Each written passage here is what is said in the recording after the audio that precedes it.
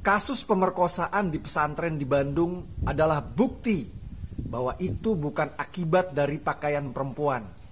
Jadi jangan ngatur wanita berpakaian, tapi atur otak Anda supaya tidak ngeres. Jika Anda masih menyalahkan pakaian wanita sebagai akibat perkosaan, Anda adalah bajingan penjahat kelamin. Ya, jadi gini rekan-rekan, memang kita di pertengahan di awal tahun, di bulan Mei kita mendapat laporan terkait masalah adanya pelecehan seksual, ya, perbuatan atau pencabulan terhadap santriwati yang ada di pesantren di daerah Cibiru, ya. Nah, itu yang melakukan adalah guru dari pesantren tersebut. Nah, dari laporan tersebut terungkap ada beberapa yang di bawah umur dilakukan pencabulan sehingga hamil. Ini ya, gue kesel banget dari kemarin, gue udah nahan-nahan untuk nggak ngomongin hal ini karena udah di mana-mana. Tapi memang bajingan yang jadi masalah. Kalau ada seseorang mengaku guru agama, apalagi hal ini terjadi di sebuah pesantren, kalau terjadi di sebuah pesantren ya, dan orang ini memperkosa 13 santriwati, 13 nih, saya lagi ngeliat beritanya soalnya, 13 santriwati diperkosa dan 4 telah melahirkan, diperkosa, terus 4 melahirkan, terus anak-anaknya dipekerjakan, katanya ada yang jadi kuli bangunan, ada yang buat nyari duit, dibilang bahwa ini anak yatim dan sebagainya. Itu orang bukan manusia, itu kodok kurap gitu. Jadi lu bayangin ya. Ini udah, nah ini kata-kata yang dari kemarin kita perbincangkan dan kita debatkan. Apakah seorang wanita itu ketika dilecehkan secara seksual atau diperkosa, apapun lah itu ya, saya nggak mau memperhalus kata-kata diperkosa, karena diperkosa ya diperkosa. Apakah itu karena pakaian wanitanya terlalu seksi, atau karena apa? Atau karena hasrat bajingan-bajingan tersebut memang nggak bisa dipendam aja gitu. Ini santriwati loh ya, santriwati pakai hijab, baju tertutup.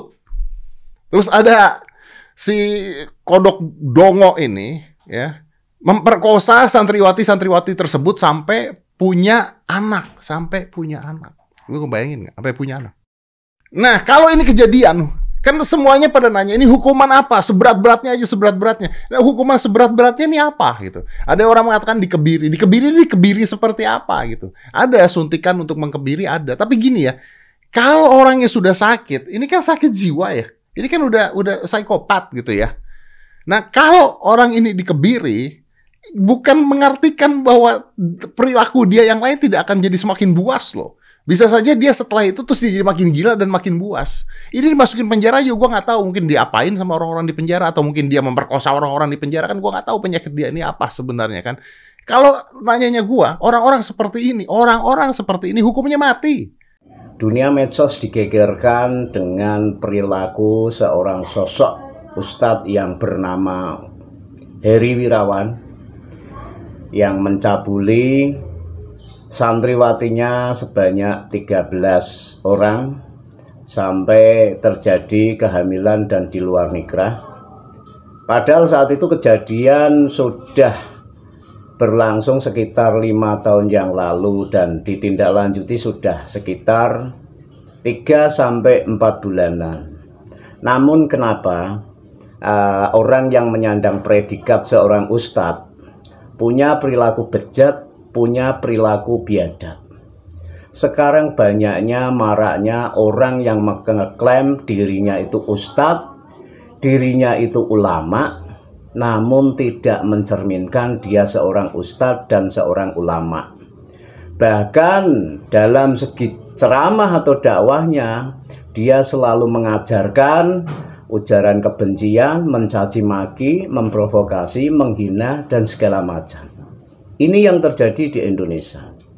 Sekarang yang perlu saya tanyakan, bagaimana tindakan MUI setelah ada seorang ustadz Heri Wirawan yang melakukan perlakuan biadab, mencabuli santriwatinya 13 orang. Bahkan saat sekarang polisi masih menyelidiki dan korban-korban pun masih bertambah.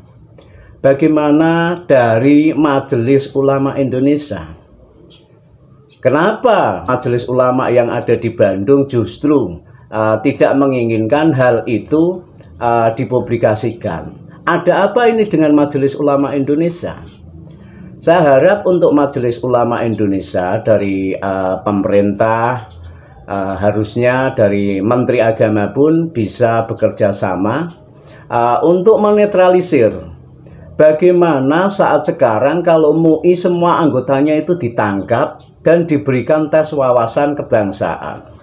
Ketika tidak bisa mengamalkan dan menghayati Pancasila, maka MUI semua anggotanya layak dibubarkan. Bukan berarti saya mendukung MUI dibubarkan, tapi semua anggota MUI, jika perilakunya sudah tidak bisa netral, apa fungsi dan tugas dari MUI? Apa efek dari MUI di Indonesia sementara hanya berlabel halal haram, mereka mendapat penghasilan banyak? Dan juga yang tidak kalah penting, kenapa Majelis Ulama Indonesia yang diklaim itu kumpulan para tokoh ulama bisa disusupi teroris yang kemarin sudah ditangkap, yaitu Farid Ogbah dan juga Ahmad Yain An-Najah, dan juga ada lagi Anung Al-Hamad. Itu ketiganya sudah murni terduga teroris. Apa tanggapan dari MUI?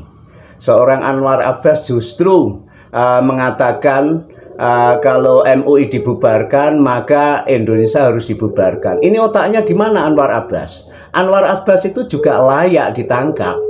Bagaimana dia itu bisa mendukung, mengamalkan yang namanya Pancasila? Semua anggota MUI itu harus diberikan wawasan kebangsaan. Andai tidak bisa menerima, maka MUI layak semua anggota dan ketuanya dibubarkan, diganti. Itu harapan saya. Sekarang Indonesia itu sedang dijajah dengan kelompok-kelompok manusia yang berlabel ustadz, berlabel ulama, tapi pada kenyataannya mereka itu justru merusak, memecah belah negara kesatuan Republik Indonesia. Maka dari itu saya sangat-sangat mengharap sekali ketegasan dari aparat penegak hukum, baik Densus 88, Polri, TNI, itu harus bisa bekerja sama untuk menindak tegas. Dan saya menunggu pernyataan dari Pak Dudung Abdurrahman. Beliau akan menerapkan cara Soeharto. Ini adalah buku yang menghalalkan untuk membunuh polisi, tentara, dan aparat negara. Betul, termasuk ulama yang tidak sepaham dengan mereka. Ini yang soal untuk mengkafirkan orang yang di luar kelompoknya.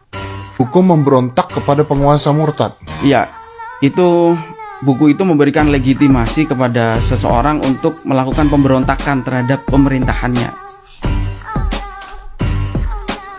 Ini menentang demokrasi. Iya, betul. Negara dianggap kafir, salah satunya karena mengadopsi sistem demokrasi. Apa tidak diblok aja sama Menkominfo, kan gampang? Jawaban Dirjen yang menemui sangat mengejutkan. Dia bilang begini, kalian jangan main lapor sama negara.